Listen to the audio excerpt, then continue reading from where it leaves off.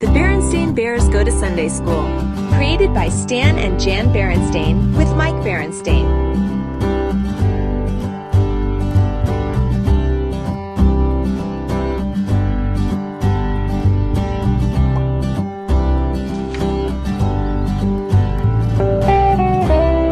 Sunday morning was a busy time in the big treehouse down a sunny dirt road deep in bear country.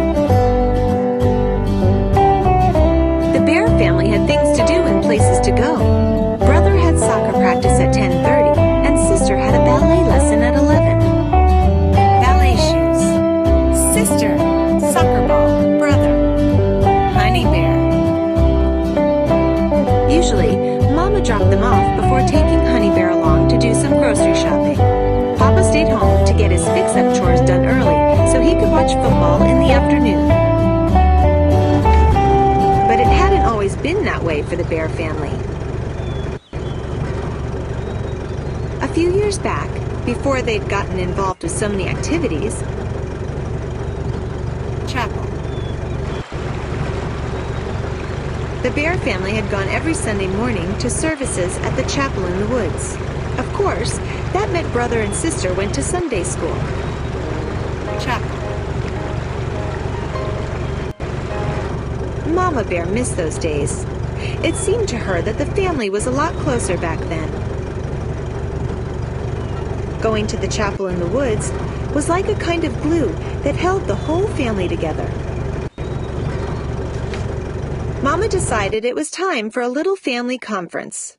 They all gathered in the living room one Saturday night, and she told them what was on her mind.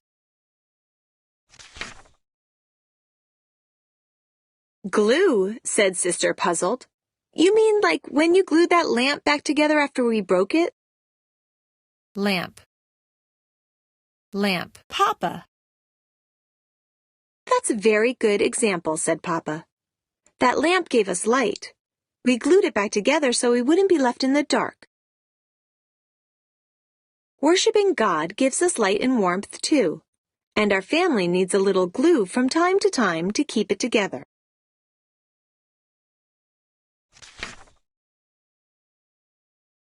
Sister and brother thought that one over. It made sense, sort of. Sister. Besides, said Mama, I believe that going to church together is more important than all our other Sunday morning activities combined. More important than soccer? Gasped brother, shocked. Or ballet? Chimed in sister. Yes, Mama nodded firmly. But don't get too excited. We'll go to the early service at 8:30. That way, you'll have plenty of time to get to your soccer and ballet. 8:30 in the morning, cried brother and sister, even more upset. That means we'll have to get up at 7 o'clock on the weekend. Living room. Now, said Papa. He prided himself on always getting up early. Early to bed and first to get up makes a bear healthy, wealthy, and, how does that go? Sleepy, said brother. Brother.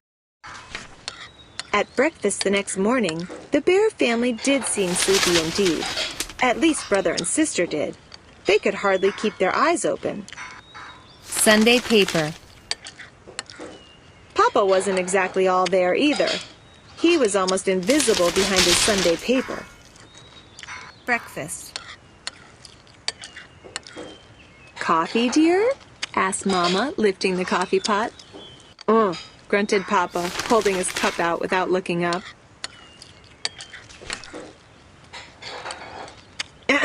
Said Mama. Huh, what? Asked Papa, looking up. Oh, sorry, my dear, he said, folding the paper.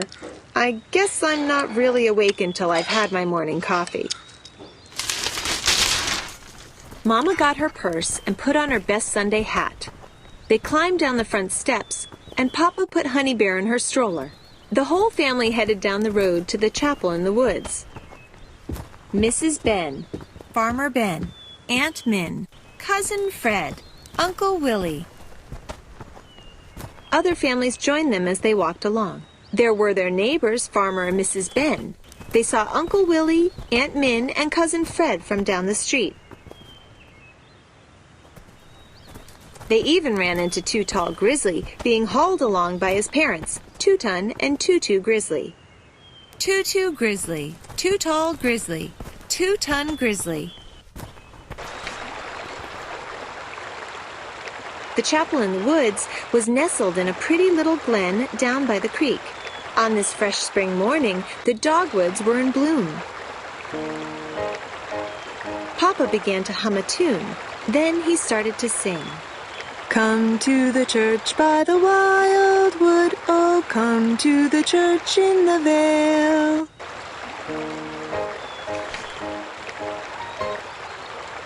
Mama joined in. No spot is so dear to my childhood. They finished together. As the little brown church in the vale. Sky. What weird song is that? Asked Sister. Oh, it's just something we used to sing in church together when we were children, sighed Mama. That was a long time ago. Did you know each other way back then? Asked Brother. Know each other, laughed Papa. Why, I was sweet on your mother when we were only 8 years old. She was the cutest cub in the whole Sunday school. Frog. Once, I brought a frog into class. I was going to let it loose during the story of the plagues of Egypt, but I decided it would be funnier to slip it down Mama's back. It was, too.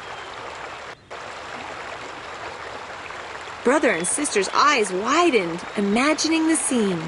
Wow, they breathed softly. Now, dear, said Mama, let's not give the children any bright ideas. They dropped Honey Bear off at the church nursery and filed quietly into the chapel. There was soft music playing on the organ as they found a pew. Then Preacher Brown climbed into the pulpit and the service began.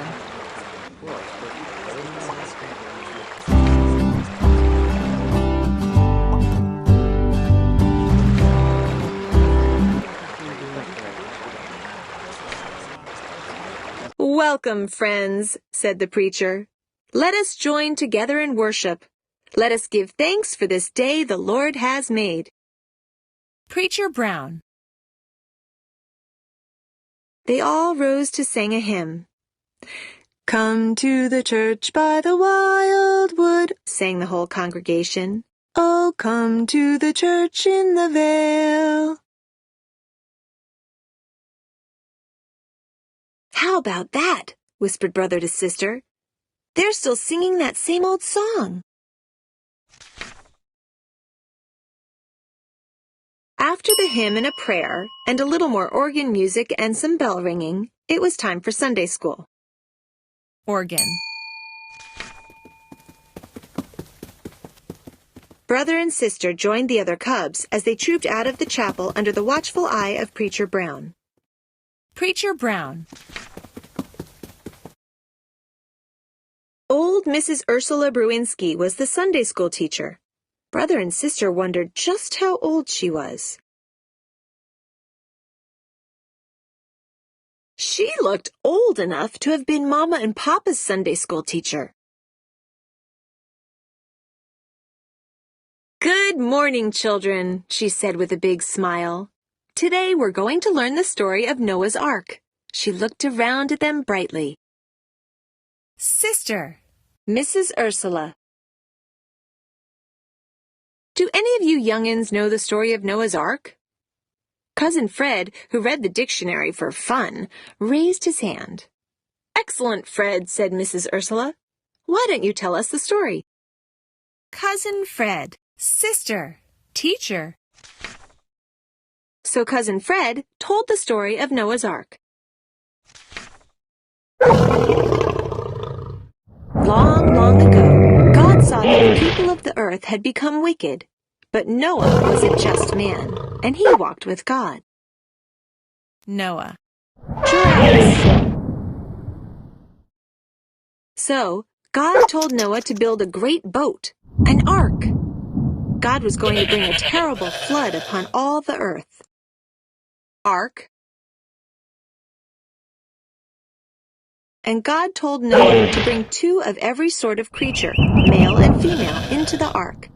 So Noah built the ark, gathered the animals, and went into it with his family. Brother Bear interrupted. "Do you think they brought frogs into the ark?" he asked. Mrs. Ursula laughed. "Why, I'm sure that Noah brought frogs into the ark, Brother Bear," she said, her eyes twinkling. Brother. "But if you think that you are going to bring a frog into this classroom the way your father did, young man, you have got another thing coming." Brother's mouth dropped wide open. Mrs. Ursula really was old enough to have been Mama and Papa's Sunday school teacher. Brother. Cousin Fred went on with the story. Cousin Fred. Then it began to rain. It rained for 40 days and 40 nights. All the earth was covered with the flood, and all living things, except those on the ark, died. Flood. Rain. Dove. Noah. Lightning. After many months, Noah sent forth a dove. The dove came back carrying an olive leaf. Noah knew that the flood had passed. Noah. He let all of the animals go. Then God set a rainbow in the sky and promised Noah that he would never cover all the earth with the waters of a flood again. Noah. Rainbow. Rhinos. Elephants. Gorillas. Giraffes. Zebras. Ostriches. The cubs all sighed. They were thinking back to the last big thunderstorm they'd had when the river went up over its banks and washed out the bridge.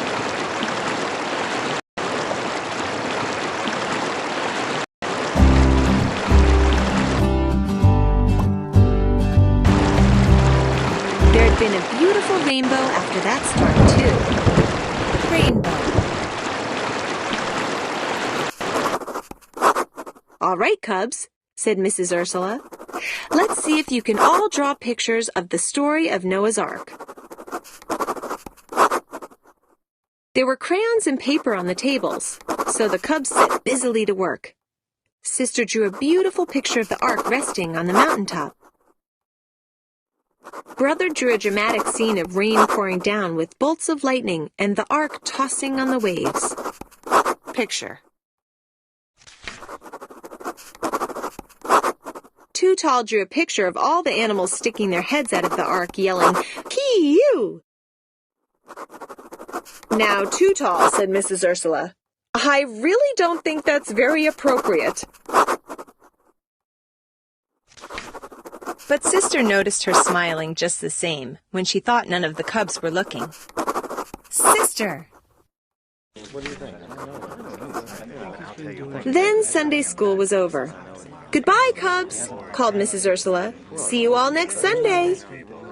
What do you think? The cubs ran outside, shouting and jumping after sitting still for so long. The grown-ups were coming out of the chapel. Preacher Brown was shaking hands with everyone, and folks were laughing and talking together.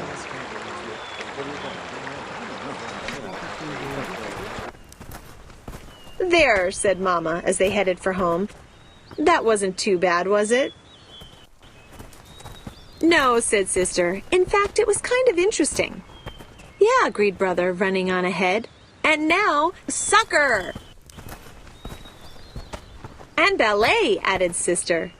"And football," said Papa. Mama rolled her eyes. Honey Bear. Sister began to hum, then sing softly. "Come to the church by the wildwood, oh, come to the church in the vale." Papa began to sing along in rhythm. Oh, come, come, come, come.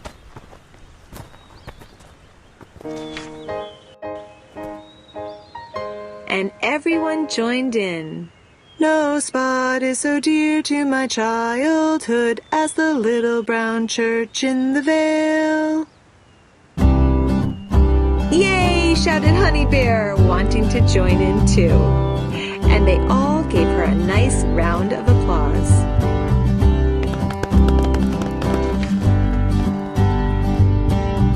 Blessed are those who hunger and thirst for righteousness, for they will be filled. Matthew 5, verse 6.